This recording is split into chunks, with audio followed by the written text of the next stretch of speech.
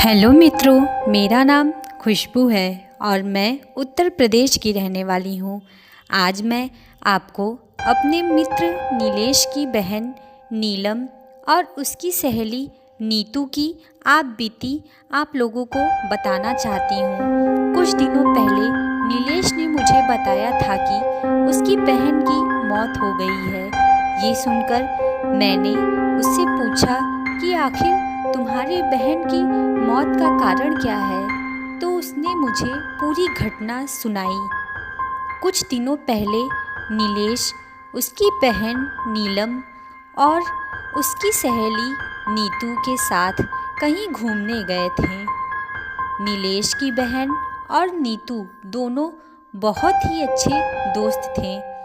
लौटते वक्त काफ़ी रात हो गई थी। रास्ते में उसकी बहन की तबीयत खराब हो गई थी। उसे काफ़ी ठंड लग रही थी। हमारा घर अभी 100 किलोमीटर दूर था और रास्ते में कोई भी रुकने की जगह नहीं मिल रही थी।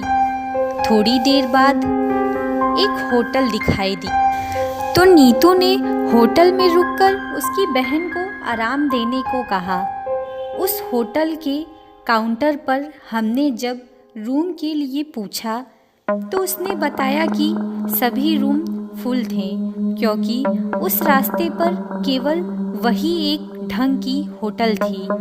लेकिन तभी होटल के मैनेजर ने बताया कि एक रूम खाली था, रूम नंबर 13। हमने उस समय अंधविश्वासी वाली बातों को ना सोचकर रूम ले लिया। जैसे कि आप लोग जानते हैं कि रूम नंबर 13 को अशुभ माना जाता है और कई होटल में इस नंबर का रूम नहीं होता है। लेकिन ये होटल कई साल पुराना था। जैसे ही वो तीनों उस रूम में गए तो उन्हें नेगेटिव एनर्जी महसूस हुई। उस रूम की कंडीशन तो ठीक थी, लेकिन ऐसा लग रहा था जैसे बरसों से यहाँ कोई रहने नहीं आया हो। उन्होंने कुछ ज़्यादा नहीं सोचा। अब वो अपने बहन नीलम के लिए काउंटर से पेन किलर लेने को गए। काउंटर से टैबलेट लेकर जैसे ही रूम में आए तो देखा कि उनकी बहन बालकनी में खड़ी बातें कर रही थी। नीलेश ने सोचा नीतू और उसकी बहन दोनों बालकनी में बातें कर रही हैं, लेकिन जैसे ही उनके पास गया तो उसकी बहन के अलावा कोई नहीं था। उसने उसकी बहन से पूछा कि तुम किससे बातें कर रही थी, तो उसने सिर्फ सर हिलाकर मना कर दिया। तभी नीतू वॉशरूम से बाहर निकली। नीलेश घबरा गया कि अगर नीतू वॉशरूम में थी तो नीलम किससे बातें कर रही थी। नीलेश ने नीलम को टैबलेट दी और सो जाने को कहा। अब नीतू और नीलम दोनों बेड पर सो गए और नीलेश सोफे पर सो गया। सुबह जब क्लीनर कमरे की सफाई करने के लिए आया तो दरवाज़ा खुला था और वो जब अंदर आया तो देखा कि कमरे में खून ही खून था और नीलम मर चुकी थी। क्लीनर ज़ोर से चिल्लाया तो मेरी नींद खुल गई और देखा कि नीलम की मौत हो चुकी थी और नीतू बेहोश हो गई थी।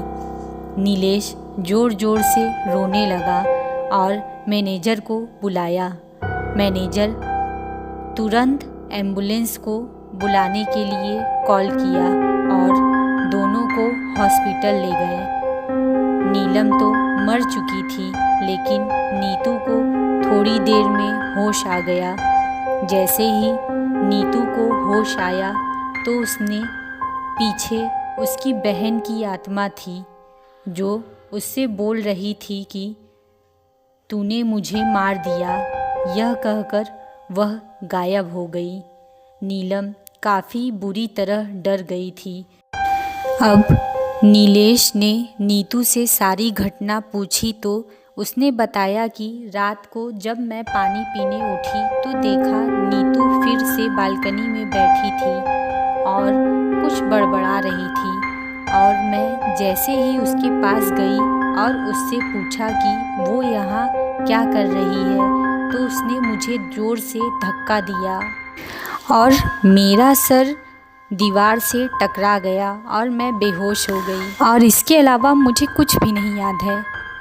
जैसे ही नीतू हॉस्पिटल से छूटी तो वो नीलेश के साथ उस होटल में गई और उसने काउंटर पर मैनेजर से बात करने को कहा।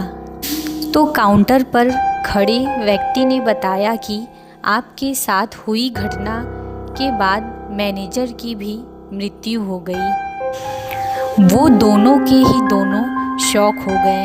उन्होंने क्लीनर से माजरा समझने की कोशिश की तो उसने बताया कि आप जिस रूम में रुके थे वो प्रेत बाधित था और रात में वहाँ कोई नहीं रुकता है, लेकिन मैनेजर ने पैसे के चक्कर में रूम आपको दे दिया। इस रूम में पहले भी 2 मौतें हो चुकी हैं। अब सारी बात नीलेश को समझ में आ गई थी। इस घटना के बाद नीलेश काफ़ी सदमे में चला गया और कभी किसी होटल में नहीं रुका। तो मित्रों, आपको आगे ऐसी ही मेरे मामा के साथ बीती घटना के अगले अंश मैं आपको अगली कहानी में सुनाऊंगी। धन्यवाद। अगर आपको यह स्टोरी ज़रा सी भी पसंद आई हो तो प्लीज़ मेरे चैनल को सब्सक्राइब करें, ताकि मैं आपको नई नई कहानियाँ यूं ही सुनाती रहूं। धन्यवाद।